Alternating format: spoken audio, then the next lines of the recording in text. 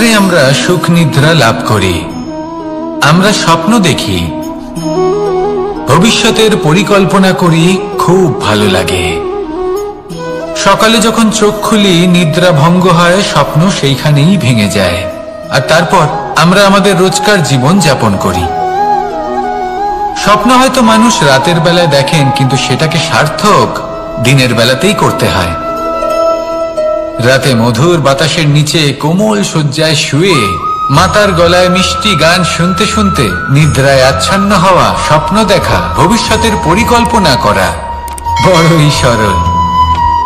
কিন্তু সকালবেলায় সময় মতো উঠে সূর্যের তাপ সহ্য করে, সেই উষ্ণতা সহ্য করে সর্বাঙ্গ ঘেমে গিয়ে নিজের পথ খুঁজে বের করা, সেই পথে অগ্রসর হওয়া, বাধা বিপত্তি এসবের সম্মুখীন হওয়া, আর তারপর লক্ষ্য লাভ করা, এগুলো কঠিন কাজ। এ হলো অত্যন্ত কঠিন কাজ। যদি আপনি চান যে স্বপ্ন আপনি দেখেছেন তা সত্যি হোক, তাহলে দিনের বেলায় আপনাকে বেরিয়ে কর্ম করতেই হবে, পরিশ্রম করতেই হবে। মনের এই চক্ষু দিয়ে স্বপ্ন দেখা সম্ভব, কিন্তু যদি আপনি বুঝতে পারেন যে এই স্বপ্নই হলো আপনার লক্ষ্য, তাহলে তাকে সার্থক করতে শুধুমাত্র পরিশ্রম দ্বারাই করতে হবে। তাহলে পরিশ্রম করুন আর আমার সাথে ভালোবেসে বলুন, রাধা রাধা। মানুষের জীবনে তিনটি গুণ অত্যন্ত প্রয়োজনীয়: শ্রদ্ধা, বিনম্রতা, যোগ্যতা। যদি জ্ঞান লাভ করতে চান তাহলে শ্রদ্ধার প্রয়োজন, যদি মান লাভ করতে চান তাহলে স্বভাবে বিনম্র হওয়া প্রয়োজন, আর যদি মনোবাঞ্ছিত স্থান লাভ করতে চান তাহলে যোগ্যতার প্রয়োজন। বিষয়টা সহজ। শ্রদ্ধা আপনাকে জ্ঞান দেবে, নম্রতা আপনাকে মান, আর যোগ্যতা উচিত স্থান দেবে। কিন্তু যদি আপনি এই তিনটি গুণ সম্মিলিত করেন, তাহলে এমন কিছু লাভ করবেন যা এই সব কিছুর থেকে অনেক ঊর্ধ্বে। সম্মান। আর এ হলো সেই সম্মান যা প্রত্যেক মানুষের নিজের জীবনে লাভ করতে চেষ্টা করা উচিত, কারণ এই হলো সেই সম্মান যার কারণে আপনি চলে যাওয়ার পরেও এই সংসার আপনাকে ভালোবাসবে আর মনে রাখবে। আসুন আমার সাথে ভালোবেসে বলুন, রাধা রাধা। আকাঙ্ক্ষা কখন লোভে পরিণত হয়ে যায় তা কেউ বলতে পারে না। এবার তার পরিণাম কি হতে পারে তাও আমরা কেউ জানি না। আজ আমি আপনাকে বলছি, কোনো ব্যক্তি সব থেকে বেশি ক্ষতির সম্মুখীন তখনই হয় যখন সে এটা মনে করে যে সে সব থেকে বেশি সুরক্ষিত স্থানে রয়েছে। সে ভাবে যে সে সেখানে সুরক্ষিত রয়েছে। সে তখন অসাবধান হয়ে পড়ে, আর তখনই তাকে জীবনের সব থেকে বড় ক্ষতির সম্মুখীন হতে হয়। নিঃস্ব হয়ে যাওয়ার পরিস্থিতি কোনো মানুষের জীবনে তখনই আসে যখন তার কাছে প্রচুর সম্পত্তি থাকে এবং সে তার থেকেও অনেক বেশি সম্পত্তি অর্জন করতে চায়। সেই অনেক বেশি সম্পত্তি অর্জন করার চেষ্টায় সে এমন কিছু করে বসে যার ফলে তাকে সমস্ত সম্পত্তি হারাতে হতে পারে। একজন রচনাকার নিজেই নিজের প্রতিভা একদম শেষ করে দিতে পারে যখন সে অনেকগুলো কাজ নিজের কাঁধে নিয়ে নেয়। একটা গুরুত্বপূর্ণ কথা সবসময় মনে রাখবেন, আজ আপনি যেখানেই থাকুন না কেন, যেমনই যে কোনো স্থানেই থাকুন না কেন, এর পেছনে আপনার আকাঙ্ক্ষার একটা বিশাল ভূমিকা রয়েছে। কিন্তু মনে রাখবেন, আপনাকে শিখতে হবে যে কখন আর কিভাবে নিজের উচ্চাকাঙ্ক্ষাগুলিকে লাগাম পরাতে হবে, কারণ এটা অত্যন্ত আবশ্যক। তাই আসুন আর আমার সাথে ভালোবেসে বলুন, রাধা রাধা। অনেক সময় আমরা জীবনে অনেক মানুষকে এমন বলতে শুনে থাকি যে আমি অসফল হয়েছি কারণ আমার সময় ভালো যাচ্ছিল না। আমি এই জিনিসটা লাভ করতে চাইছিলাম কিন্তু করতে পারলাম না কারণ আমার সময়টা ভালো যাচ্ছিল না। আমি আমার জীবনে ওই মহান কাজটা করতে চাইছিলাম কিন্তু করতে পারলাম না। কেন? কারণ আমার সময়টা ভালো যাচ্ছিল না। কিন্তু যে মুহূর্তে ভালো সময় আমার জীবনে আসবে, আমি সব কিছু প্রাপ্ত করব। এমন প্রায় প্রত্যেকেই বলেন। আসুন একটা কথা বোঝা যাক। একজন মালিকে দেখুন, সে প্রত্যেক দিন গাছের সেবা করে, তাকে জল দেয়, তার যত্ন আত্তি করে। কেন প্রত্যেক দিন সেই গাছ ফল দেয় না? সঠিক সময় এলে তবেই সেই গাছ ফল দেয়, কিন্তু প্রত্যেক দিন মালি তার সেবা করে, তাকে যত্ন করে। শুধুমাত্র তখন করে না যখন সেই গাছ ফল দিতে সক্ষম। আর যদি মালি গাছের যত্ন প্রতিদিন না করে, তাহলে হয়তো সেই গাছ ফল দিতেই পারবে না। এটাই হলো আমাদের জন্য একটা শিক্ষা। যখন সময় আমাদের জন্য অপেক্ষা করে না, তখন আপনি সময়ের জন্য কেন অপেক্ষা করছেন? ভালো সময়ের জন্য অপেক্ষা করবেন না। ভালো এবং শুভ কর্ম দ্বারা ভালো সময়কে নিজের কাছে টেনে আনুন। নিরন্তর কর্ম করুন, পরিশ্রম করতে থাকুন। শুভ সময় আপনা থেকেই আপনার কাছে আসবে। আসুন আমার সাথে ভালোবেসে বলুন, রাধা রাধা। মানুষের এই সংসারে জীবনযাপন করার জন্য কিছু জিনিসের প্রয়োজন পড়ে। এমন কিছু আবেগ, এমন কিছু বস্তু আছে যেগুলো তার প্রয়োজন হয়। কিন্তু সব থেকে বেশি যে জিনিসটা তার প্রয়োজন হয় সেটা হলো সম্মানের। আমাদের ভালো লাগে যখন কেউ আমাদের সম্মান করে। আমরা কাউকে সম্মান করলে তারও সেটা ভালো লাগে। কিন্তু আপনি দেখবেন যে সংসারে বেশিরভাগ মানুষ দুটি মাপদণ্ডের ভিত্তিতে সম্মান করেন। হয় বয়স দেখে করেন বা উপার্জন দেখে, অর্থাৎ সেই ব্যক্তি কতটা উপার্জন করেন। এবার ভেবে দেখুন, এটা আবশ্যক নয় কারোর বয়স যদি বেশি হয় তার বুদ্ধিও ততটাই বেশি হবে। আবশ্যক এটাও নয় যে কোনো ব্যক্তি যদি অত্যন্ত ধনী হন বা তার মনও নির্মল হবে বা তিনি সৎকর্ম করবেন বা এমন কোনো কর্ম করবেন যাতে উনি সম্মান লাভ করতে পারেন। হতে পারে উনি ধনী কিন্তু দুশ্চরিত্র। সেই জন্য বয়স বা উপার্জন দেখে কোনো ব্যক্তিকে সম্মান করবেন না। কর্ম দেখুন। যদি গভীরভাবে ভেবে দেখেন তাহলে দেখবেন যদি কোনো মানুষ কোনো সৎকর্ম করেন তাহলে তার প্রতি হৃদয় থেকে সম্মান জাগ্রত হয়। এটাই হলো সেই সম্মান যা অর্জন করতে হবে। বয়স আজ আছে, কাল আরো বৃদ্ধি পাবে। উপার্জন আজ আছে, কাল সেটা কমে যেতেও পারে। কিন্তু যদি আপনি নিরন্তর শুভকর্ম করতে থাকেন তাহলে আপনি মৃত্যুর পরেও অমর হয়ে থাকবেন। আসুন আমার সাথে ভালোবেসে বলুন, রাধা রাধা। পাপ এবং পুণ্য, এই দুই হলো সংসারের এমন দুই বিন্দু যাকে কেন্দ্র করে এই সংসারের চক্র ঘুরতে থাকে। আমরা যদি কোনো কর্ম বিচার করি, হয় পুণ্য নয় পাপের দৃষ্টিভঙ্গি দিয়ে, এটা হয় পুণ্য না হলে পাপ। কিন্তু এই পাপ এবং পুণ্য এই দুই নির্ভর করে প্রত্যেক মানুষের ওপর, তার চিন্তাধারা, তার পরিস্থিতির ওপর। ধরুন এমন একজন মানুষ যিনি অনেক দিন ধরে বনে পথ হারিয়েছেন, অনেক দিন হয়তো উনি কোনো খাবার খাননি। এবার এমন পরিস্থিতি চলে এসছে যে এবার যদি উনি খাবার না খান তাহলে হয়তো জীবিতই থাকবেন না। আর এমন অবস্থায় ওনার সামনে যদি কোনো প্রাণী আসে তাহলে তাকে শিকার করা, এটা কিন্তু তার কাছে পাপ নয়। এটা তো জীবিত থাকার একমাত্র উপায়। এটা তার কাছে পুণ্য সম। আর যদি আমি এমন একজন ব্যক্তির কথা বলি যিনি সরল, যিনি একটি সুখী, শান্ত, সুরক্ষিত জীবনযাপন করছেন, তার কাছে কিন্তু এটা পাপ।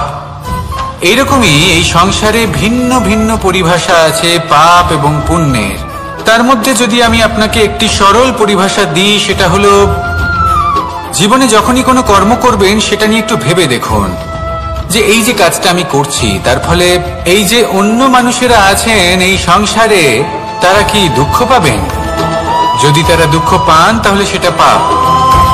যদি আপনি এমন কোনো কর্ম করেন যার ফলে অন্যরা প্রসন্নতা লাভ করেন, তাদের মুখে হাসি ফুটে ওঠে, যদি তারা প্রেরিত হন, জীবনে সামনে এগোতে পারেন, তাদের বিকাশ হয়, তাহলে এটা হলো পুণ্য। তাই জীবনে সবসময় পুণ্য করতে থাকুন আর আমার সাথে ভালোবেসে বলুন, রাধা রাধা। বনস্পতি ফলনের জন্য আমাদের কিসের প্রয়োজন পড়ে?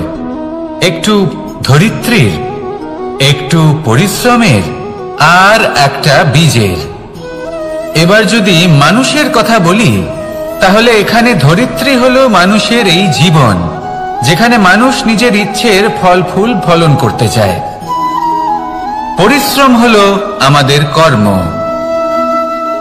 আর বীজ হলো আমাদের নির্বাচন। আমাদের বেছে নিতে হবে যে আমরা কি বপন করব, আম নাকি ফণি মনসা। এর মধ্যে আমরা কি পেতে চাই? রসালো ফলের ফলন চাই নাকি কাঁটার ফলন চাই, তা আমাদের উপর নির্ভরশীল। কিন্তু একটা কথা ঠিক, লক্ষ্য যেমনই হোক না কেন, জীবন যেমনই হোক না কেন, যদি আপনি লক্ষ্যের দিকে এগোতে থাকেন তাহলে কর্মের সাথে খামখেয়ালি আচরণ করতে পারবেন না। যদি আপনি এমন করেন তাহলে এটা আপনাকে একটা অনুচিত লক্ষ্যে পৌঁছে দেবে, সেটা কিন্তু নিশ্চিত। সবসময় এটা মনে রাখবেন, কর্মের সাথে খামখেয়ালি হবেন অর্থাৎ কর্মফলও আপনার সাথে খামখেয়ালি হবে। তাহলে নিষ্ঠার সাথে কর্ম করতে থাকুন আর নিজের লক্ষ্যকে প্রাপ্ত করুন। আর আমার সাথে ভালোবেসে বলুন, রাধা রাধা। অগ্নি চতুর্থ তত্ত্ব, সব থেকে বেশি গুরুত্বপূর্ণ কিন্তু তার থেকেও বেশি ভয়াবহ। কখনো অগ্নিকে নিয়ন্ত্রিত রূপে উনুনে জ্বলতে দেখেছেন? এই অগ্নি আমাদের খাবার বানাতে সাহায্য করে, যা আমাদের শক্তি প্রদান করে। কিন্তু এই অগ্নি যখন বিচলিত হয়ে, অনিয়ন্ত্রিত হয়ে কোন বনের আগুন হয়ে ওঠে, তখন মহা বিনাশ ঘটে যায়। আপনারই অন্তরের ঊর্জা হলো এই অগ্নি। এটা আপনার শক্তিও, আপনার ক্রোধ। একে ব্যবহার কিভাবে করবেন তা আপনারই হাতে। যদি কোনো ব্যক্তি নিজের অন্তরের এই ঊর্জাকে ব্যবহার করেন শক্তির রূপে, তাহলে সে বিকাশ ঘটাতে পারে, নির্মাণ ঘটাতে পারে। কিন্তু যদি কোনো ব্যক্তি তার অন্তরের ঊর্জাকে বিধ্বংসী অস্ত্র বানিয়ে ফেলেন, তাহলে নিশ্চিত রূপে মহা বিনাশ ঘটতে পারে, যাতে বিনাশ তারও অবশ্যই হবে। অনেক বছর পূর্বে এমনই এক আগুনের দ্বারা এই সুন্দর পৃথিবীর নির্মাণ হয়েছিল। আর অনেক বছর পূর্বে এমন এক আগুনেই সমস্ত জীব এবং সংসার বিলুপ্ত হয়ে গেছিল। এবার আপনি আপনার অন্তরের ঊর্জা দ্বারা বিনাশ ঘটাতে চান নাকি নির্মাণ ঘটাতে চান, সেই সিদ্ধান্ত আপনারই। আসুন আমার সাথে ভালোবেসে বলুন, রাধা রাধা। কখনো কখনো এমন হয়, আমরা আমাদের বাড়ির উঠোনে বীজ বপন করি আর তা বিকশিত হয় একটা সুন্দর বৃক্ষে। তার শাখাগুলি প্রতিবেশীর বাড়ি পর্যন্ত পৌঁছয়। ফলের বর্ষণ প্রতিবেশীর বাড়িতেও হয়ে থাকে। আর আমরা ভাবি গাছ আমরা উৎপন্ন করব আর ফল খাবেন আপনারা। এই কেমন কথা হলো? আপনাকে এই কথা বুঝতে হবে যে এসব হলো ভৌতিক বস্তু, সাংসারিক বস্তু। কখনো নিজের বাড়ির বাগানে ভালোবাসার গাছ বপন করে দেখুন। তার শাখাও প্রতিবেশীর বাড়ি পর্যন্ত পৌঁছবে, ফলের বর্ষণ সেখানেও হবে। কিন্তু সেই ফল চাইতে আপনাকে যেতে হবে না, সেই ফল দ্বিগুণ মাত্রায় আবার আপনার কাছেই ফিরে আসবে। তাই নিজের বাড়িতে আর নিজের মনে ভালোবাসার গাছ উৎপন্ন করুন। এই জীবন প্রসন্ন হয়ে বলবে, রাধা রাধা। অ দিয়ে অন্ত, আ দিয়ে আরম্ভ, এই দুইয়েরই রাশি সমান। যদি আপনি মন দিয়ে দেখেন তবে দেখবেন এদের সম্পর্ক খুবই নিবিড়। কিভাবে? যখন কোনো কিছু শুরু হয় এটা নিশ্চিত হয়ে যায় যে তা সমাপ্তও হবে। আরম্ভই যদি না হয় তা সমাপ্তও হবে না। যা আরম্ভ হয়েছে তার সমাপ্তি হলো অবশ্যম্ভাবী। এটাই হলো প্রকৃতির নিয়ম, একে এড়ানো যায় না। এবার এই কথা আমরা সকলে জানি। এবার মানুষ কি ভাবে যে সমাপ্তির পরে কি হতে পারে, এর উত্তর তাদের কাছে নেই। তাদের উচিত অন্য কোনো বিষয় ভাবা যা বেশি গুরুত্বপূর্ণ। এবার মানুষ এটা জানে না যে মৃত্যুর পরে কি হতে পারে, কিন্তু এই কথা অবশ্যই জানে যে জন্ম থেকে মৃত্যু পর্যন্ত এই সময়, যাকে আমরা জীবন বলে থাকি, এই সময় আমরা কর্ম করতে পারি। এই কথা তো আমরা জানি। তাহলে এমন কি কর্ম করা যেতে পারে যা আমাদের সমাপ্তির পরও আমাদের প্রাসঙ্গিক করে রাখতে পারে, এই বিষয়ে ভাবা উচিত। যে জন্মগ্রহণ করেছে তার মৃত্যু হবেই, এটা সাধারণ বিষয়। কিন্তু ইতিহাস আজও সেই সকল মানুষজনকে স্মরণ করেন যাদের এই সংসার তাদের মৃত্যু নয়, বরং তাদের জীবনকালে যে কর্ম তারা করেছেন তার দ্বারা মনে রাখেন। সেই কর্মের কারণে এই সংসারে তাদের নাম, তাদের কর্ম, তাদের ব্যক্তিত্ব, তাদের কীর্তি অমর হয়ে থাকে এবং থাকবে। আপনার কাছে এতটা সময় নেই যতটা আপনার মনে হচ্ছে আপনার কাছে আছে। সেই জন্য যত শীঘ্র সম্ভব শ্রেষ্ঠ কর্ম করুন, যতটা পারবেন ততটা অধিক সুকর্ম করুন। এই সংসারে নিজেকে অমর করে তুলুন আপনার মৃত্যুর পরেও, আর আমার সাথে ভালোবেসে বলুন রাধা রাধা। ওমা, এ কি? আমি কখন থেকে এখানে অপেক্ষা করছি, হাত পেতে দাঁড়িয়ে রয়েছি যাতে একটা ফল আমার হাতে এসে পড়ে এবং সেটা আমি খেতে পারি। কখন থেকে অপেক্ষা করছি, কিন্তু সেটা হচ্ছেই না। এবার আপনি বলবেন যে এসব কি বলছি, এ কি অদ্ভুত কথা বলছি। যদি ফল খেতে হয় তাহলে আমাকে বৃক্ষে চড়তে হবে, ফলের কাছে পৌঁছতে হবে, তবেই তো ফল পাবো। এবারে এটা অত্যন্ত সহজ ব্যাপার, কিন্তু এই বিষয়টা আপনি নিজের জীবনের প্রসঙ্গে ভেবে দেখুন। লক্ষ্য কোথায় আছে আপনি জানেন, সেই লক্ষ্যে পৌঁছানোর পথ কি সেটাও আপনি জানেন, সেই পথে চলার ক্ষমতাও আপনার রয়েছে, কিন্তু তাও আপনি নিজের লক্ষ্য লাভ করতে পারছেন না। কেন? কারণ আপনি অপেক্ষা করছেন যে লক্ষ্য আপনার সামনে চলে আসবে, কিন্তু তা হয় না। লক্ষ্য সে যাই হোক না কেন, ধন হোক, প্রেম হোক, কোনো সম্মান হোক বা মোক্ষ হোক, যদি আপনি তার দিকে অগ্রসর না হন তাহলে ফল প্রাপ্তি অসম্ভব ব্যাপার, তা কোনোদিনই হবে না। সেই জন্য আপনার চোখের সামনে আপনি যদি নিজের লক্ষ্যকে দেখতে পান তাহলে উঠুন এবং সেই দিকে অগ্রসর হতে শুরু করুন। নিজের অন্তরের সকল অশুভ গুণ দূর করুন, অলসতা ত্যাগ করুন, অজ্ঞানতা ত্যাগ করে দিন এবং চলতে থাকুন। অবশ্যই মনোবাঞ্ছিত ফল লাভ করতে পারবেন। মনে রাখবেন, চলতে থাকলে তবেই লক্ষ্য প্রাপ্তি হবে। অপেক্ষার দ্বারা শুধুমাত্র মৃত্যু লাভ হবে। আসুন আমার সাথে ভালোবেসে বলুন রাধা রাধা। পাখি কখন জন্ম নেয়, কখন উড়তে শেখে, কখন বাসা বানাতে শেখে, কখন নিজের মৃত্যু লাভ করে, এসব আমাদের মধ্যে কেউ জানি না। কিন্তু পাখি একটা কথা খুব ভালো করে জানে, যে এই সংসারে যা কিছুই করুক না কেন, এই সংসারে ওকে নিয়ে কিচ্ছু যায় আসে না। এবার আমরা কি করি? কোনো কাজ করার আগে আমরা এটা ভাবি যে এই সংসার যদি আমাকে দেখে ফেলে তাহলে কে জানে এই সংসার কি ভাববে, আমার প্রতিচ্ছবি কেমন তৈরি হবে কে জানে, কে জানে কি হবে আদি ইত্যাদি। এই সব ভাবনায় আমরা মগ্ন হয়ে যাই। কিছুটা এমন ভাবে মগ্ন হই যে বর্তমানের কর্মের এই জীবনের যাত্রাপথে সেই সময়ের আনন্দ উপভোগ করতে ভুলে যাই। এবার দেখুন একটা পাখি কি করে, ওর কর্ম হলো গান গেয়ে চলা। ওই পাখি গেয়ে চলে, কেউ ওর গান শুনুক বা না শুনুক, কেউ আদৌ শুনছে কিনা সেই বিষয়টা নিয়ে সেই পাখির কিছুই যায় আসে না। সেই পাখি নিজের কর্ম করতে থাকে। হয়তো সেই জন্যই আপনি কখনো কোনো পাখিকে কাঁদতে দেখবেন না। এরকমই আপনাকে নিজেকে গড়ে তুলতে হবে। প্রথমে নিজেকে জিজ্ঞেস করুন, এই যে কর্ম আমি করতে চলেছি সেটা কি উচিত?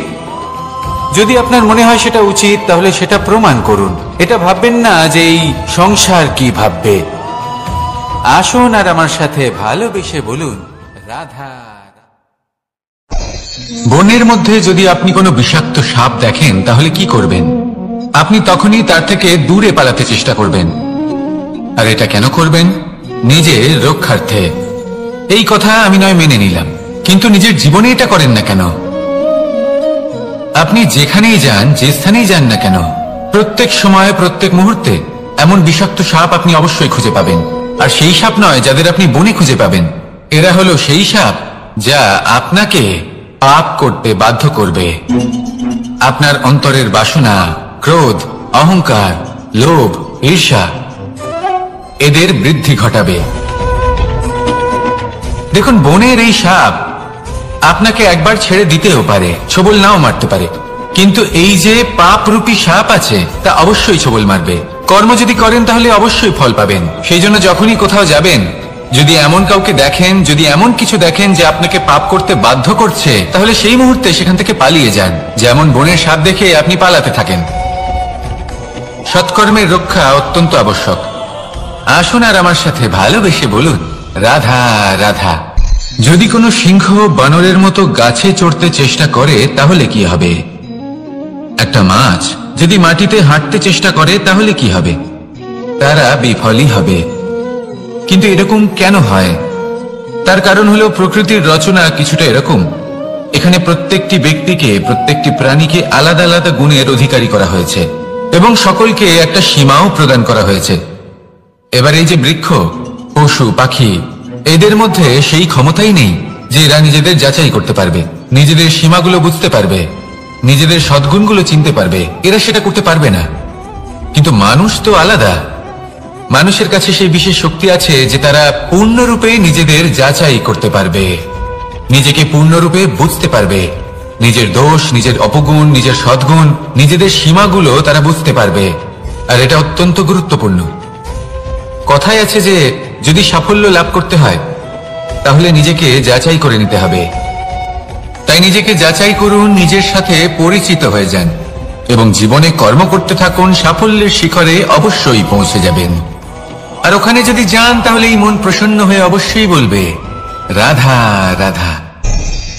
অন্ধকারাচ্ছন্ন রাত্রি যদি এসে থাকে তাহলে আলোকিত প্রকাশ নিয়ে সূর্যও অবশ্যই আসে। রোগ যদি এসে থাকে তাহলে তার ওষুধও অবশ্যই আসে। সমস্যা যদি আসে তাহলে সেই সমস্যার সমাধানও নিজে থেকেই আমাদের কাছে চলেই আসে। এই সংসার, এই জীবনের শুধুমাত্র একটাই নিয়ম আছে, আর তা হলো এটাই, এই সংসার হলো একটা চক্রের মতো। এতে শাশ্বত বলে কিছু নেই, নিত্য বলে কিছু নেই। আর যা কিছুই রয়েছে সব বদলাতে চলেছে। যদি আপনার জীবনে দুঃখ থাকে, সমস্যা থাকে, যদি আপনি বিপদ দ্বারা আচ্ছন্ন, তাহলে মনে রাখবেন সবকিছু বদলে যেতে চলেছে। দুঃখের সময় কাঁদবেন না, মনকে আরো দুঃখী করে তুলবেন না, কারণ এখানে যা কিছুই এসেছে তা যাওয়ার জন্যই এসেছে। তাহলে এত চিন্তা কিসের?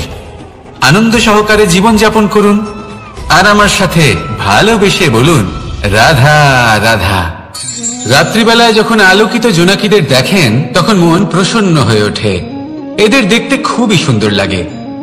আর এমন ঠিক কেন হয়? প্রথম হলো এটাই যে রাতের বেলায় চতুর্দিক অন্ধকারাচ্ছন্ন থাকে। এমত অবস্থায় যদি আমরা কোথাও একটু প্রকাশ দেখি তাহলে সেটাই আশার কিরণের ন্যায় মনে হয়। সেই প্রকাশই আমাদের মন প্রসন্ন করে তোলে। আর সেই জন্য যে সকল মানুষ রাতের বেলায় কোনো জোনাকি দেখতে পান তারা প্রসন্ন হয়ে যান।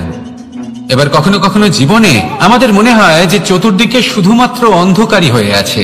প্রত্যেকেরই তা কখনো মনে হয়। আর তখনই আমাদের নিরাশ হলে চলবে না, আমাদের দুঃখী হলে চলবে না। সেই সময় আমাদের খুঁজতে হবে নিজেদের আশেপাশে, চতুর্দিকে, আর কোথাও না কোথাও আমরা প্রকাশ অবশ্যই দেখতে পাবো। আশার একটা কিরণ অবশ্যই দেখতে পাবো। কেউ এমন একটা কর্ম করেন যেটা দেখে আমরা প্রেরিত হয়ে যাই। আর এমন কোন কর্ম যদি আপনারা করেন তাহলে সেই কর্ম আপনার মনকে প্রসন্ন ভাব, আনন্দ এবং ভালোবাসা দ্বারা ভরিয়ে তুলবে। আপনার অন্তরে সেই অন্ধকারের অন্ত করবে, দুঃখেরও অন্ত করবে। আর এই মন প্রসন্ন ভাব নিয়ে বলবে, রাধা রাধা। মনুষ্য জীবনের সব থেকে বেশি গুরুত্বপূর্ণ বিষয় হল মনের একাগ্রতা। এই সংসারের যে কটি মহান কার্য সম্পাদন হয়েছে তা হল মনের এই একাগ্রতার একমাত্র ফল। আপনি অবশ্যই দেখে থাকবেন অনেক ছোট বড় নদী যা বয়ে চলে তাদের সামনে একটা বাঁধ নির্মাণ করা হয় সেই সব নদীর জল সঞ্চয় করতে। বাঁধ হয়ে গেলে প্রয়োজন মতো বা মনের ইচ্ছে মতো তাকে ব্যবহার করা সম্ভব। এবার এটাই আমাদের মনের সাথেও সম্ভব। আমাদের মনের একাগ্রতা আজকের দিনে দাঁড়িয়ে বিভিন্ন ধরনের বিকার, ক্রীড়া এবং ভোগের মধ্যে ভাগ হয়ে গেছে। একে একত্রিত করতে হবে, একটা বাঁধ নির্মাণ করতে হবে, কর্মের বাঁধ। আপনাকে শুধু এটাই করতে হবে, যেটা উচিত কর্ম সেটাই করুন, যেটা অনুচিত কর্ম সেটা করা থেকে নিজেকে বিরত রাখুন। ব্যাস, এই কাজটাই আপনি করতে থাকুন, করতে থাকুন। মনের মধ্যে একাগ্রতার বাঁধ নির্মাণ করুন। আর একবার যদি তা নির্মাণ হয়ে যায় তাহলে যখন চাইবেন, যেখানে চাইবেন, যতটা চাইবেন একাগ্রতা প্রয়োগ করতে পারবেন। আর একবার যদি আপনি এটা শিখে যান তাহলে এই সংসারকে বদলে ফেলার মতো কাজ আপনি করতে পারবেন, সমাজকে শুধরাবার মতো কাজ করতে পারবেন। তাহলে এই মনকে একাগ্র করুন আর আমার সাথে ভালোবেসে বলুন, রাধা রাধা।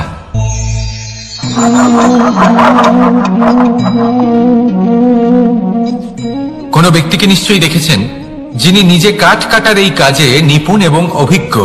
এবার আপনারা দেখবেন যে তার মনোযোগ সমস্ত কাঠের ওপর থাকে না, তার মনোযোগ থাকে শুধুমাত্র একটা কাঠের ছোট্ট একটি অংশের ওপর, যেখান থেকে তার টুকরো করা হচ্ছে। কিন্তু সেটা উনি কেন করেন? যদি এটা উনি না করেন তাহলে সেই কাঠ সঠিক পদ্ধতি এবং তাড়াতাড়ি কাটা যাবে না। জীবনেও তাই হয়ে থাকে। আপনি হয়তো কোনো লক্ষ্য স্থির করেছেন বা পথ নির্বাচন করেছেন বা কাজ স্থির করেছেন যেটা আপনি করেই ছাড়বেন।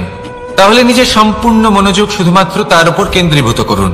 যদি আপনার মন এদিক ওদিক তাকাতে থাকে, অস্থির হয়ে পড়ে, বিচলিত হয়ে পড়ে, যদি তা হয়ে থাকে তাহলে আপনি অবশ্যই অসফল হবেন। তাই কর্মঠ থাকুন, নিরন্তর কর্ম করতে থাকুন এবং পূর্ণ মনোযোগ দিয়ে নিজের কাজ করুন। নিজের পথে অগ্রসর হন বা নিজের লক্ষ্য প্রাপ্ত করতে চেষ্টা করুন। তারপর দেখুন কি হয়, কিভাবে উচিত পথে এবং তীব্র গতিতে আপনার লক্ষ্য আপনার কাছেই পৌঁছে যায়। আর আপনার এই মন প্রসন্ন হয়ে বলে, রাধা রাধা। কখনো কোনো নদীকে দেখেছেন? একই আকার, একই স্থান, শুধু প্রবাহিত হতে থাকে। এর মধ্যে কখনো কোনো অপদ্রব্য ফেলে দেখুন, দেখবেন সেটা বেশিক্ষণ সেখানে থাকে না। সেটা নদীর সাথে বইতে থাকে আর বয়ে যেতে যেতে সাগরে সমাহিত হয়ে যায়, আর শেষ পর্যন্ত সাগর সেটাকে তটে ফেলে দেয়। কিছুটা এমন হওয়া উচিত আমাদের বিচারধারাও। এক স্থানে তা স্থগিত হওয়া উচিত নয়, এটা সবসময় প্রবাহমান হওয়া উচিত। তবেই আমাদের চেতনা, আমাদের মূল্যবোধ এবং আমাদের স্মৃতি, এই তিনটি শ্রেষ্ঠ থাকবে। আর এটাই হলো পুকুর এবং নদীর মধ্যে পার্থক্য। নদীতে জল সবসময় বয়ে চলে, সেই জন্য পবিত্র থাকে, শুদ্ধ থাকে এবং পরিষ্কার থাকে। আর সেখানে এই পুকুরের তলদেশে সব জমা হতে থাকে আর সেই জন্য তা অপবিত্র হয়ে যায়। তাই সবসময় এই বিচারধারা প্রবাহমান রাখুন। যদি মনে কোনো ভাবনা চলে আসে, সেখানেই থেকে যায় এবং বিদ্যে থাকে, তাহলে তা বের করে দিন, তাকেও বয়ে যেতে দিন এবং তার যা উত্তর হবে তা সময়ের সাথে আপনার সামনেই চলে আসবে। শুধুই নদীর মতো প্রবাহমান হন আর আমার সাথে ভালোবেসে বলুন, রাধা রাধা। এই সংসারে সাফল্য লাভ করার জন্য জ্ঞানের প্রয়োজন হয়, পরিশ্রমের প্রয়োজন হয়, দৃঢ় নিষ্ঠার প্রয়োজন হয়, নিরন্তর চেষ্টা করা প্রয়োজনীয়। কিন্তু আরো কিছু আছে যা অত্যন্ত প্রয়োজনীয় এবং গুরুত্বপূর্ণ। তা হলো ভালো বন্ধু। তাদের থাকা অত্যন্ত প্রয়োজনীয়। যদি ভালো বন্ধু থাকে তাহলে সময় এলে তারা ঢাল হয়ে আপনাকে সুরক্ষা করবেন। সময় এলে অস্ত্রের মতো শত্রুকে সংহারও করবেন। যদি তিনি জ্ঞানী হন, তাদের মধ্যে সদ্গুণ থাকে, তাহলে এই সব গুণ আপনার মধ্যেও প্রবেশ করবে। তাহলে সাফল্যের জন্য ভালো বন্ধু পাওয়া অত্যন্ত প্রয়োজনীয়। কিন্তু শুধু বন্ধু কেন, ভালো শত্রুও থাকা প্রয়োজনীয়। এবার আপনি ভাববেন, এ আমি কি বললাম?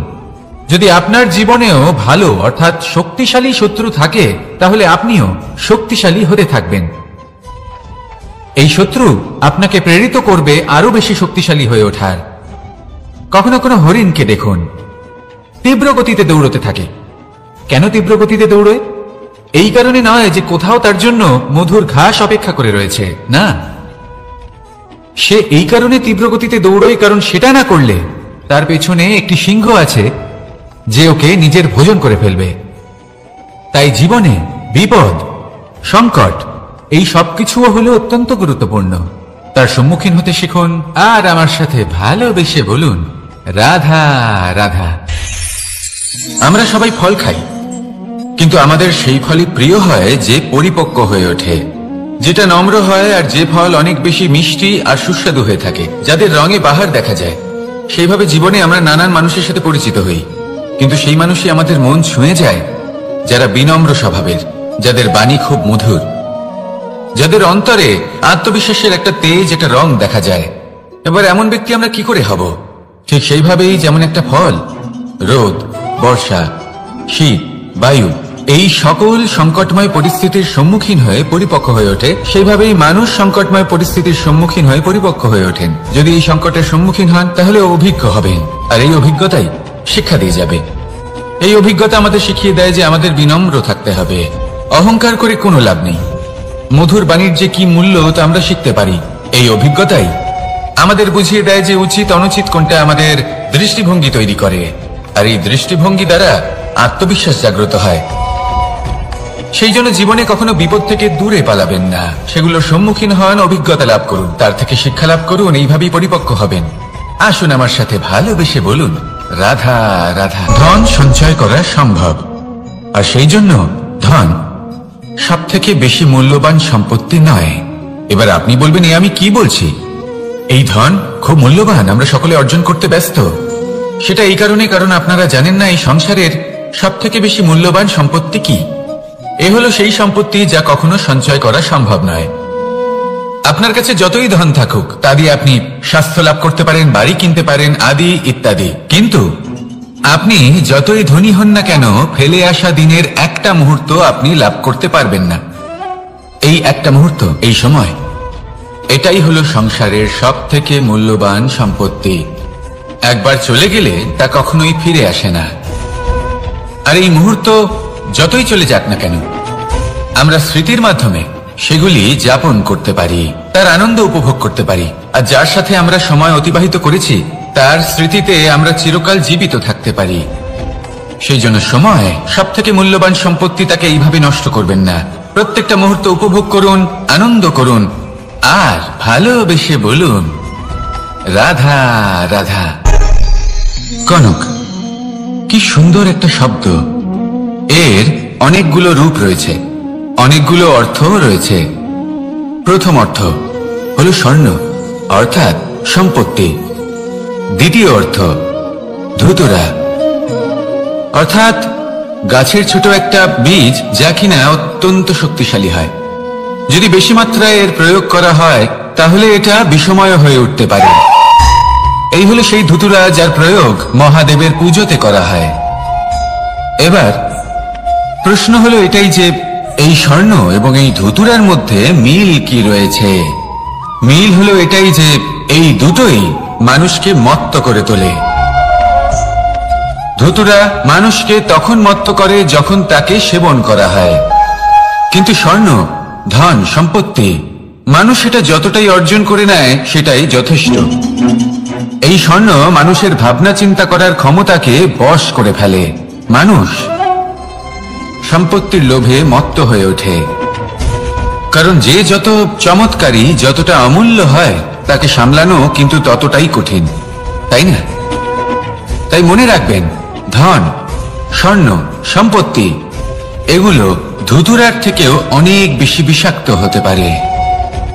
তাই এর উপর আত্মসংযমের একটা কবচ পরিয়ে রাখবেন এবং বিবেকের শক্তির সাথে এগুলো প্রয়োগ করুন, তবেই কল্যাণ হবে। আসুন আমার সাথে ভালোবেসে বলুন, রাধা রাধা। আমার কাছে যশোদা মা যেমন, আমার কাছে দেবকী মা যেমন, আমার কাছে ঠিক তেমনই হলেন গোমাতা। এবার ভেবে দেখার বিষয় হলো এটা যে এই সংসারে অসংখ্য প্রাণী আছে, একজন গাইকে একজন মায়ের মর্যাদা কেন দেওয়া হয়? তাহলে এর অনেকগুলো কারণ আছে। এই গাই অর্থাৎ গোমাতা, এনারা হলেন অত্যন্ত শান্ত, শান্তিপ্রিয়, কখনো কারোর কোনো ক্ষতি করতেই পারেন না। গোমাতা যে দুধ নিজের বাছুরকে পান করান সেই দুধই আমাদেরও দেন। সেই দুধ পান করে আমরা শক্তি লাভ করি। এই দুধ থেকে আমরা মাখন, ঘি, পায়েস, এইসব সুস্বাদু খাবার লাভ করি। গোমাতার গোবর আমাদের জ্বালানি হিসেবে সাহায্য করে, যার ফলে খুব কম সংখ্যক কাঠ ব্যবহার করা যায় এবং বেশিরভাগ জঙ্গল সুরক্ষিত থাকে। গোমাতার গোমূত্র, সেটাও আমাদের কাছে লাভজনক। এর দ্বারা আমরা অনেক রোগ থেকে মুক্তি লাভ করতে পারি। গোমাতা যখন একটি বাছুরকে জন্ম দেন তখন সেই বড় হয়ে আমাদের ক্ষেত কর্ষণ করে। সেই জন্য গাইকেও জীবনে মায়ের মর্যাদা দেবেন। যতটা সম্ভব তাকে সেবা করুন এবং ভালোবেসে তাকে পালন করুন। এই মন নিজে থেকেই প্রসন্ন হয়ে বলবে, রাধা রাধা। মধু কারই না পছন্দ বলুন তো? অত্যন্ত সুস্বাদু হয় এই মধু, মিষ্টি খেতে হয় এবং তার শক্তিও প্রদান করে। এবং প্রত্যেকটি মিষ্টি পদার্থের মতোই এতেও খুব তাড়াতাড়ি পিঁপড়ে ধরে যায়। অন্যদিকে যদি নুনকে দেখি তাহলে বছরের পর বছর রাখলেও এতে পিঁপড়ে ধরে না। এবার যদি কথা বলি বন্ধুত্বের, তাহলে বন্ধুত্ব নুনের মতো হওয়া উচিত, মধুর মতো নয়। যারা সামনে এলে শুধুমাত্র মধুর মধুর কথা বলবে, পরে এতে পিঁপড়ে ধরে যাবে। এটা নুনের মতো হওয়া উচিত। প্রকৃত বন্ধু হলো সে যে সময় এলে পরে আপনার সামনে আপনার প্রকৃত সত্য তুলে ধরবে, তা সে যতই কঠিন হোক না কেন। আপনার দোষ, আপনার অপগুণ, আপনার খামতি আপনাকে বলতে পারবে, যাতে আপনি সেগুলো শুনে মেনে নিয়ে তারপর নিজেকে শুধরোতে পারেন। এটাই হলো প্রকৃত বন্ধুত্ব। কখনো নিজের জীবনের আশেপাশে মন দিয়ে দেখবেন, অনেক সময় এমন মানুষ থাকেন, অনেক বন্ধু থাকেন যাদের দেখে আমাদের মনে হয় যে এনারা খুব কঠোর, এনাদের কথা খুব কটু। কিন্তু বেশিরভাগ এমন মানুষের মনটা যদি বুঝতে পারেন তাহলে দেখবেন তাতে কোনো মালিন্য নেই, এনাদের মন অত্যন্ত পবিত্র হয়। যদি আপনার জীবনেও এমন কোনো ব্যক্তি থেকে থাকে, এমন বন্ধু থাকে, তাহলে তাদের আগলে রাখুন আর আমার সাথে ভালোবেসে বলুন, রাধা রাধা। যতক্ষণ আমরা এই সংসারে জীবিত ততক্ষণ আমাদের সাথে সবকিছু থাকে, আমাদের ধন, সুখ স্বাচ্ছন্দ্য, আমাদের মিত্রগণ, আমাদের পরিবার, এই সমাজ, এই সবকিছু আমাদের সাথে থাকে। যেদিন আমরা এই সংসারকে ত্যাগ করব, এদের মধ্যে কেউ আমাদের সাথে যাবে না, না ধন, না স্বাচ্ছন্দ্য, না সম্পত্তি। এই সকল মানুষ, এই সমাজ, এরা শুধুমাত্রই শ্মশান পর্যন্ত আমাদের সাথে থাকতে পারবেন। তারপরে যদি আমাদের সাথে কিছু যেতে পারে তাহলে তা শুধুই আমাদের ধর্ম। আর এই সংসারে আমরা নিজেদের যে সুনাম রেখে যাই সেটা সম্ভব শুধুমাত্র কর্মের দ্বারা। সেই জন্য সংসারে যতদিন পর্যন্ত জীবিত আছেন, যদি কিছু অর্জন করতে চান তাহলে ধর্ম অর্জন করুন, ধর্মের বিষয়ে স্পষ্টতা অর্জন করুন এবং কর্ম অর্জন করুন।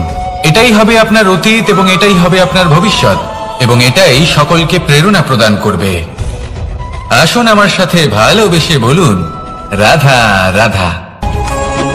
এই পরিবার হলো আমাদের জীবনের একটা অমূল্য সম্পদ, অমূল্য এক আশ্রয়, যা এই সংসারে হয়তো কোথাও আপনি পাবেন না। তাই একে আগলে রাখুন। পরিবার সেই গাছ। আসুন আমার সাথে ভালোবেসে বলুন, সেই গাছ। আসুন আমার সাথে ভালোবেসে বলুন, রাধা রাধা। অনেক সময় আমরা জীবনে অনেক মানুষকে এমন বলতে শুনে থাকি যে আমি অসফল হয়েছি কারণ আমার সময় ভালো যাচ্ছিল না, আমি এই জিনিসটা লাভ করতে চাইছিলাম কিন্তু করতে পারলাম না কারণ আমার সময়টা ভালো যাচ্ছিল না, আমি আমার জীবনে ওই মহান কাজটা করতে চাইছিলাম কিন্তু করতে পারলাম না। কেন? কারণ আমার সময়টা ভালো যাচ্ছিল না। কিন্তু যে মুহূর্তে ভালো সময় আমার জীবনে আসবে, আমি সব কিছু প্রাপ্ত করব। এমন প্রায় প্রত্যেকেই বলেন। আসুন একটা কথা বোঝা যাক। একজন মালিকে দেখুন, সে প্রত্যেক দিন গাছের সেবা করে, তাকে জল দেয়, তার যত্ন আত্তি করে। কেন? প্রত্যেক দিন সেই গাছ ফল দেয় না, সঠিক সময় এলে তবেই সেই গাছ ফল দেয়, কিন্তু প্রত্যেক দিন মালি তার সেবা করে, তাকে যত্ন করে। শুধুমাত্র তখন করে না যখন সেই গাছ ফল দিতে সক্ষম। আর যদি মালি গাছের যত্ন প্রতিদিন না করে তাহলে হয়তো সেই গাছ ফল দিতেই পারবে না। এটাই হলো আমাদের জন্য একটা শিক্ষা। যখন সময় আমাদের জন্য অপেক্ষা করে না, তখন আপনি সময়ের জন্য কেন অপেক্ষা করছেন? ভালো সময়ের জন্য অপেক্ষা করবেন না। ভালো এবং শুভ কর্ম দ্বারা ভালো সময়কে নিজের কাছে টেনে আনুন। নিরন্তর কর্ম করুন, পরিশ্রম করতে থাকুন, শুভ সময় আপনা থেকেই আপনার কাছে আসবে। আসুন আমার সাথে ভালোবেসে বলুন, রাধা রাধা। একে বালি বলুন, মাটি বলুন বা ধুলো বলুন, এ দিয়ে কত কিছু করা সম্ভব। এ দিয়ে আপনি নিজের বাসস্থান নির্মাণ করতে পারেন, প্রাচীর করে তুলতে পারেন, অট্টালিকা নির্মাণ করতে পারেন। কিন্তু যদি এই বালিকে আপনি মুষ্টিবদ্ধ করে রাখতে চান, তাহলে তা হাত থেকে ফসকে যাবে। আপনি কখনোই একে মুষ্টিবদ্ধ করতে পারবেন না। এরকমই হয় আমাদের জীবন, আর এরকমই হয় সময়। এই মুষ্টিবদ্ধ করা বালির মতো। সময়কে আমরা বাধা দিতে পারবো না, আটকেও রাখতে পারবো না। এ হলো প্রবাহমান। জন্ম থেকে মৃত্যু পর্যন্ত এই যে সময়, তা খুবই সীমিত। আর এই সময় আমরা যেটাই করি তার দ্বারাই আমাদের মূল্য নির্ধারিত হয়। আর এই সংসার থেকে চলে যাওয়ার পরেও এই সংসার এই সব কর্মের জন্যই আমাদের মনে রাখে। তাই যদি আপনি এটা ভাবেন যে আজ যে কর্ম করার ছিল আমি না হয় কাল করে নেব, কাল আমার লক্ষ্যে পৌঁছানোর কথা ছিল আমি পরশু পৌঁছবো, না, এই সময় খুব মূল্যবান, একে নষ্ট করবেন না। এই সময়কে সদ্ব্যবহার করুন, মহান হবার পথে অগ্রসর হন। একে যদি মুষ্টিবদ্ধ করে রাখার চেষ্টা করেন, এই সময় থেমে থাকবে না। আসুন আমার সাথে ভালোবেসে বলুন, রাধা রাধা। আমাদের মনে যখন কোনো প্রশ্ন ওঠে, কোনো দ্বন্দ্ব জাগে, তখন আমরা যাই আমাদের গুরুর কাছে, আমাদের আরাধ্যের কাছে গিয়ে জিজ্ঞেস করি। এইভাবেই একদিন আমি পৌঁছলাম আমার আরাধ্যের কাছে, আমার মহাদেবের কাছে, আর ওনাকে প্রশ্ন করলাম যে মহাদেব, জীবনে আনন্দ পাওয়ার, উৎসব পালনের, প্রেম ভাগ করে নেবার, জীবনকে উপভোগ করে নেওয়ার সর্বশ্রেষ্ঠ সময় কোনটা?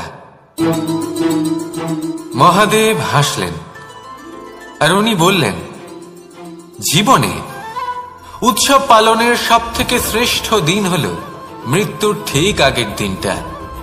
প্রেম ভাগ করে নেওয়ার সব থেকে শ্রেষ্ঠ মুহূর্ত হল মৃত্যুর ঠিক আগের মুহূর্ত। জীবনকে উপভোগ করে নেওয়ার সর্বশ্রেষ্ঠ প্রহর হল মৃত্যুর এক প্রহর পূর্বে। তখন আমি চমকে গেলাম। আমি বললাম, কিন্তু মহাদেব, মৃত্যু তো অনিশ্চিত, আমরা জানিও না কবে আমাদের মৃত্যু হবে। মহাদেব আবার হাসলেন।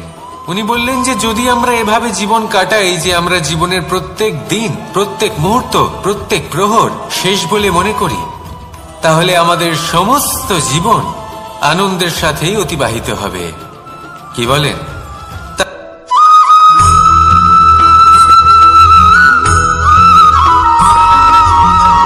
এই সংসারে কোনো বস্তু হোক বা ব্যক্তি হোক, তার একার গুরুত্ব কিন্তু খুব বেশি নয়। একটা উদাহরণ হিসেবে বৃষ্টির ফোঁটাকে ভেবে দেখুন। যদি একটি বৃষ্টির ফোঁটা হয় তাহলে তার খুব বেশি গুরুত্ব থাকে না, কিন্তু যখন সহস্র বৃষ্টির ফোঁটা মেঘের মধ্যে দিয়ে ঝরে পড়ে, তখন সেটা বর্ষার রূপ ধারণ করে। সেই বর্ষা যা এই প্রকৃতিকে শান্ত করে। সেইভাবেই পাথরের ছোট টুকরো, তার খুব বেশি গুরুত্ব থাকে না, কিন্তু যখন অসংখ্য পাথরের টুকরো একত্রিত হয় তখন তা পর্বতের আকার ধারণ করে। সেইভাবেই কিছু মানুষ যখন একত্রিত হন তখন তৈরি হয় পরিবার, কিছু পরিবার যখন একত্রিত হয় তখন তৈরি হয় সমাজ, যখন অনেক সংখ্যক সমাজ একত্রিত হয় তখন তৈরি হয় রাজ্য। এবার এই রাজ্যের সব থেকে গুরুত্বপূর্ণ ব্যক্তি হতে পারেন রাজা, কিন্তু তাও সেই রাজা একা কিছু করতে পারেন না। যুদ্ধ লড়ার সময় তারও নিজের সৈন্যদলকে প্রয়োজন পড়ে। কিন্তু এই সংসারে এমন একজন ব্যক্তি আছেন যিনি একাই সব কাজ করতে থাকেন, এবং সেই ব্যক্তি হলেন মা। আমাদের জীবনে একজন পিতার ভূমিকা কিন্তু নিঃসন্দেহে অমূল্য, কিন্তু আমাদের সকলের জীবনে যে ভূমিকা একজন মায়ের তা অন্য কারোর থাকে না। একজন মা একাই সন্তানকে বড় করতে পারেন, সংস্কারী করে তুলতে পারেন, তার জন্য পরিশ্রম করেন। আর এত কিছু কাজ করার পরেও তার কাজের জন্য তিনি প্রশংসা অবশ্য পান না। উল্টে যদি সেই সন্তান অনুচিত পথে চালিত হয়, অনুচিত কর্ম করে, তখন সেই মাকেই অপবাদের পাত্র হয়ে উঠতে হয়। আমাদের জীবনে মায়ের যোগদান কতটা সেটা বুঝুন। আপনাকে বড় করে তোলার জন্য উনি কতটা পরিশ্রম করেছেন সেটা বুঝুন। আজ থেকে, এখন থেকে, এই মুহূর্ত থেকে মাকে সম্মান করতে শিখুন। যখন সময় পাবেন, যখন সুযোগ হবে, তখন তার প্রশংসা করুন, ওনারও ভালো লাগবে। আর মায়ের এই মমতার জন্য, তার এই ভূমিকার জন্য আসুন সবাই মিলে আমরা তাকে প্রণাম করি আর সকলে মিলে ভালোবেসে বলি, রাধা রাধা।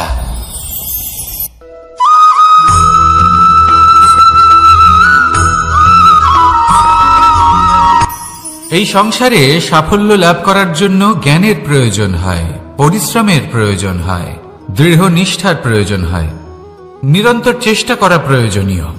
কিন্তু আরো কিছু আছে যা অত্যন্ত প্রয়োজনীয় এবং গুরুত্বপূর্ণ। তা হলো ভালো বন্ধু। তাদের থাকা অত্যন্ত প্রয়োজনীয়। যদি ভালো বন্ধু থাকে তাহলে সময় এলে তারা ঢাল হয়ে আপনাকে সুরক্ষা করবেন। সময় এলে অস্ত্রের মতো শত্রুকে সংহারও করবেন। যদি তিনি জ্ঞানী হন, তাদের মধ্যে সদ্গুণ থাকে, তাহলে এই সব গুণ আপনার মধ্যেও প্রবেশ করবে। তাহলে সাফল্যের জন্য ভালো বন্ধু পাওয়া অত্যন্ত প্রয়োজনীয়। কিন্তু শুধু বন্ধু কেন, ভালো শত্রুও থাকা প্রয়োজনীয়। এবার আপনি ভাববেন, আমি কি বললাম? যদি আপনার জীবনেও ভালো অর্থাৎ শক্তিশালী শত্রু থাকে, তাহলে আপনিও শক্তিশালী হতে থাকবেন।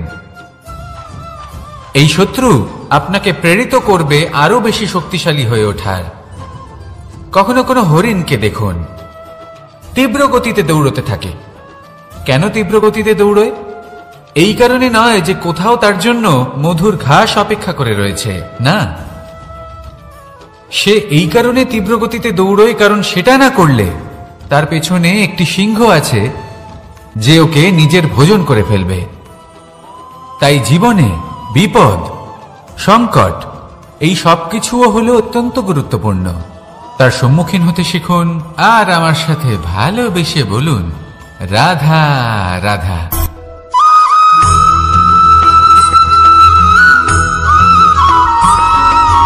কথায় আছে, প্রত্যেক পুত্র তার পিতার প্রতিচ্ছবি হয়, আর সমস্ত প্রতিচ্ছবি চায় যেন সে তার অস্তিত্ব প্রাপ্ত করতে পারে। পুত্র চায় সে যেন তার পিতার মতো হয়, বা কখনো কখনো তার থেকেও শ্রেষ্ঠ হয়। সেটা কোনো অনুচিত ব্যাপার নয়। অনুচিত তখন হয় যখন পুত্র নিজের পিতার মতো হবার স্বপ্ন পূরণ করতে গিয়ে বা তার থেকেও শ্রেষ্ঠ হওয়ার স্বপ্ন পূরণে অনুচিত পথের আশ্রয় নেয়। কারণ তারপরে সে তার পিতার গুণগুলি আত্মসাৎ করতে চায় না। সে শুধুই এটা চায় যে সংসারের চোখে যেন আমি শ্রেষ্ঠ প্রমাণিত হই।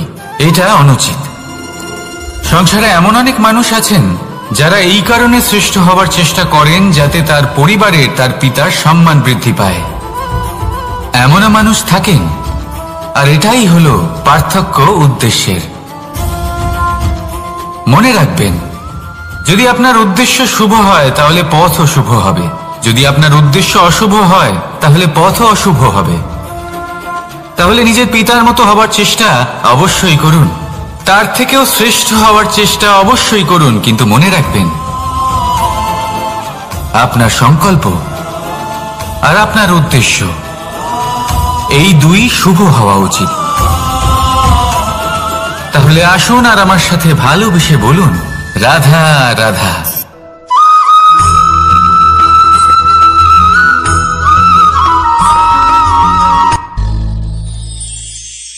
শিশিরের বিন্দু পাতার ওপর পড়ে আর তার গায়ে লেগে থাকে।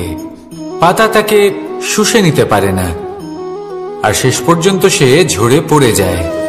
অন্যদিকে রয়েছে মেঘ এবং চাতক। এদের মধ্যে অনেক দূরত্ব থাকে। মেঘ থাকে আকাশে আর চাতক থাকে ধরিত্রীতে। কিন্তু যখন এই মেঘ থেকে বৃষ্টি ঝরে পড়ে, এই চাতক কিন্তু সেই জলই পান করে, নয়তো সে তৃষ্ণার্ত থেকে যায়। এবার অন্যদিকে দেখলাম শিশির বিন্দু আর পাতার এই সম্পর্ক। এরা খুব কাছাকাছি থাকে, ঘনিষ্ঠও থাকে।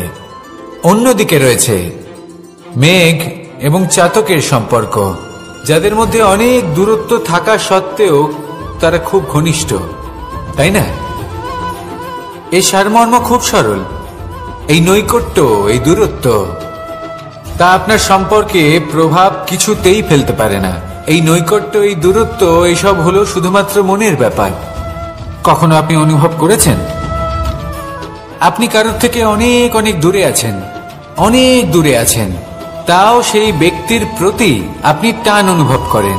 সেখানে আপনি কারোর সাথে প্রত্যেক দিন অতিবাহিত করেন, সমস্ত জীবন অতিবাহিত করেন, সব থেকে বেশি সময় তার সাথে অতিবাহিত করেন, তাও তার প্রতি সেই টান অনুভব করেন না।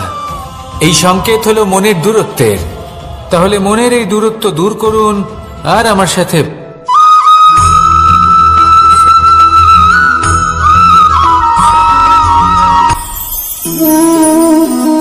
শক্তি এক অত্যন্ত বিচিত্র বস্তু, বা বলতে পারেন অনুভূতি। পিতা সবসময় চান যেন তিনি তার শক্তি পুত্রকে। আসুন আপনাকে সহজে বোঝাই। যদি আপনি সুপাত্র হন আর আপনাকে শক্তি দেওয়া হয়, তাহলে আপনি সেই শক্তির গুরুত্ব বুঝবেন, কোথায় সেই শক্তি প্রয়োগ করা উচিত সেটা বুঝবেন। আর এটা যেহেতু অর্জন করা শক্তি হবে, সেই শক্তির অপব্যবহার হবে না। কিন্তু যদি এই আপনি কুপাত্র হন আর যদি আপনাকে এই শক্তি দেওয়া হয়, তাহলে কি হবে? দেখতে গেলে এই শক্তি আপনি দান হিসেবে পেয়েছেন, তাই না আপনি এই শক্তির গুরুত্ব বুঝবেন আর না এর প্রয়োগ আপনি জানবেন। তার অপব্যবহার হওয়া সুনিশ্চিত। তাই যদি আপনি কোনো শক্তি অর্জন করতে চান, তাহলে আগে তার যোগ্য হয়ে উঠুন। পুত্র নয়, পাত্র হয়ে উঠুন।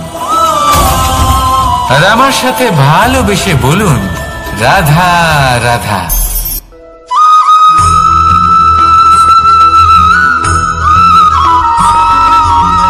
ভালো, শুধু ওনাদের কঠোর ব্যবহার দেখলে আমরা একটু ভয় পেয়ে যাই। এবার ওনাদের এই কঠোর ব্যবহার আমাদের ভালো না লাগলেও অত্যন্ত আবশ্যক, কারণ মাতার থেকে আমরা যে শক্তি লাভ করি তা যেন নিয়ন্ত্রণ হারিয়ে বিধ্বংসী না হয়ে ওঠে। আমরা যেন কোনো কুপথে না চলে যাই, আমরা কখনো যেন দোষ না করে ফেলি। শুধু সেই জন্য পিতা এবং গুরু একটু কঠোর হয়ে ওঠেন, এবং ওনাদের এই কঠোর আচরণ ভবিষ্যতে গিয়ে আমরা অবশ্যই বুঝতে পারি। জীবনে কিছু বছর আমরা এগিয়ে যাই আর তারপর আমরা বুঝতে পারি যে বাবা এবং গুরু আমাদের যথেষ্ট ভালোবাসতেন, কিন্তু ওনাদের ভালোবাসার বহিঃপ্রকাশ আলাদা। প্রয়োজনীয় হলো এটা দেখার, এটা বোঝার যে শুরু থেকে আমাদের প্রতি ওনাদের আচরণ কেমন ছিল। ওনাদের কঠোর হওয়ার পেছনে ওনাদের ভালোবাসাটা বোঝার চেষ্টা করুন, ওনাদের চিন্তাটা বোঝার চেষ্টা করুন, ওনাদের পথপ্রদর্শনের আড়ালে আপনার ভবিষ্যতের জন্য যে পরিকল্পনা ওনারা করেছেন সেটা বোঝার চেষ্টা করুন। তখন আপনারা বুঝতে পারবেন ওনাদের ভালোবাসাকে। আপনার মনের মধ্যে আপনা থেকেই ওনাদের প্রতি সম্মান জেগে উঠবে। নিজের পিতা এবং নিজের গুরু এই দুজনের প্রতি কৃতজ্ঞতা প্রকাশ করুন আর আমার সাথে ভালোবেসে বলুন, রাধা রাধা।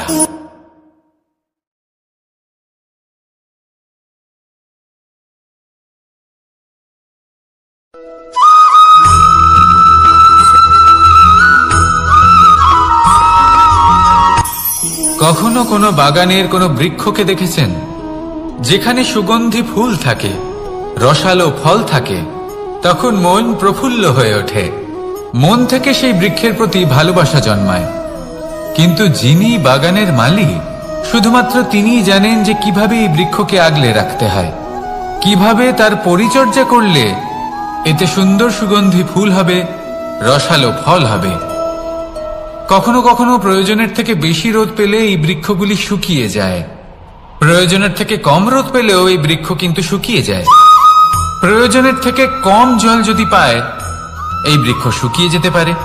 প্রয়োজনের থেকে অতিরিক্ত জল যদি পায়, তখনও এই বৃক্ষের শিকড়গুলি নষ্ট হয়ে যেতে পারে। এবার এটাই কিন্তু আমাদের সংসারের সাথেও হয়। আমাদের সংসারের সকল প্রতিভাশালী ব্যক্তি, যেমন লেখক, বিচারক, প্রবক্তা, যোদ্ধা, এদের সবার ক্ষেত্রে এই কথাটাই প্রযোজ্য। যদি বেশি প্রশংসা করা হয়, তাহলেও এরা হারিয়ে যাবেন। প্রয়োজনের থেকে বেশি যদি নিন্দা করা হয়, তখনও তারা নত হয়ে পড়বেন।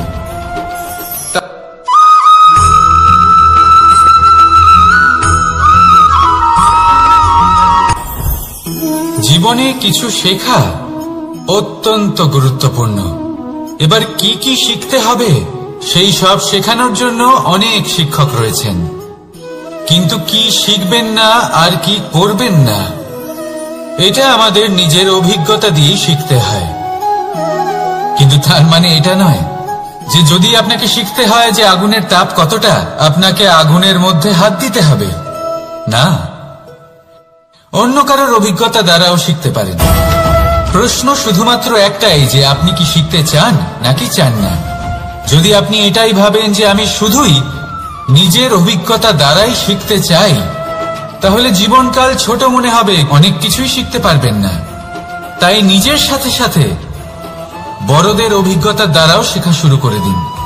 এই সংসারের অভিজ্ঞতা দ্বারা শিখতে শুরু করে দিন। আর এটা নিশ্চিত রূপে শেখা আবশ্যক যে কখন কি করবেন না, কোথায় থামতে হবে আর কোথায় থামবেন না। তাহলে আসুন আর আমার সাথে ভালোবেসে বলুন, রাধা রাধা।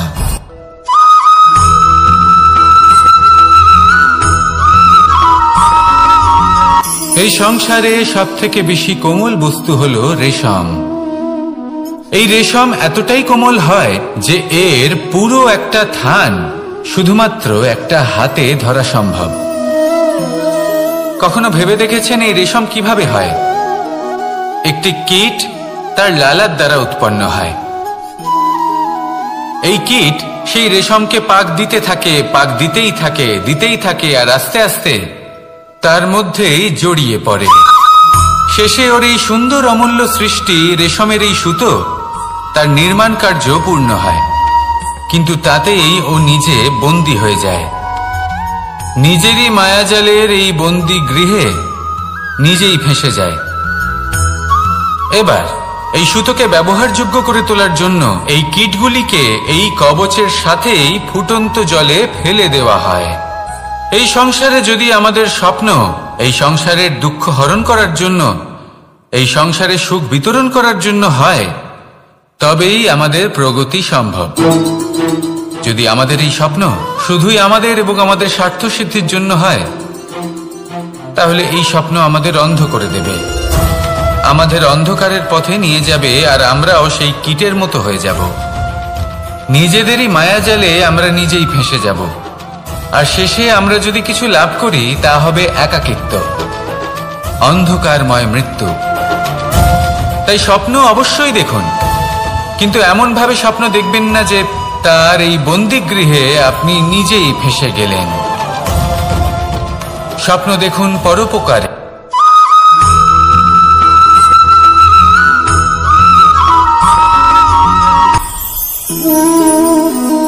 শক্তি এক অত্যন্ত বিচিত্র বস্তু, বা বলতে পারেন অনুভূতি। পিতা সবসময় চান যেন তিনি তার শক্তি পুত্রকে। আসুন আপনাকে সহজে বোঝাই। যদি আপনি সুপাত্র হন আর আপনাকে শক্তি দেওয়া হয়, তাহলে আপনি সেই শক্তির গুরুত্ব বুঝবেন, কোথায় সেই শক্তি প্রয়োগ করা উচিত সেটা বুঝবেন। আর এটা যেহেতু অর্জন করা শক্তি হবে, সেই শক্তির অপব্যবহার হবে না। কিন্তু যদি এই আপনি কুপাত্র হন আর যদি আপনাকে এই শক্তি দেওয়া হয়, তাহলে কি হবে? দেখতে গেলে এই শক্তি আপনি দান হিসেবে পেয়েছেন, তাই না আপনি এই শক্তির গুরুত্ব বুঝবেন আর না এর প্রয়োগ আপনি জানবেন। তার অপব্যবহার হওয়া সুনিশ্চিত। তাই যদি আপনি কোনো শক্তি অর্জন করতে চান, তাহলে আগে তার যোগ্য হয়ে উঠুন, পুত্র নয় পাত্র হয়ে উঠুন। আর আমার সাথে ভালোবেসে বলুন, রাধা রাধা।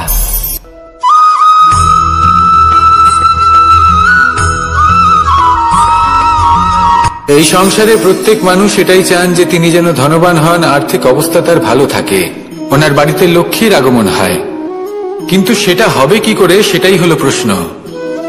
কেউ বলেন যে যদি পরিশ্রম করো তাহলে ধন অর্জন সম্ভব, কেউ বলেন যে যদি বিদ্যা লাভ হয় তবেই ধন অর্জন সম্ভব, কেউ বলেন যে যদি বলশালী হও তবেই সম্পন্ন থাকবে।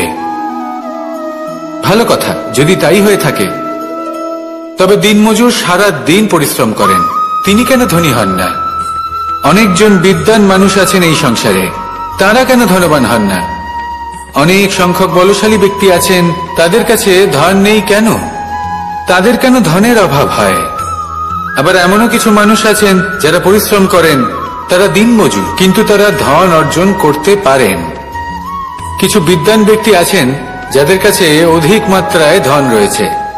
কয়েকজন বলশালী ব্যক্তি রয়েছেন যাদের কাছে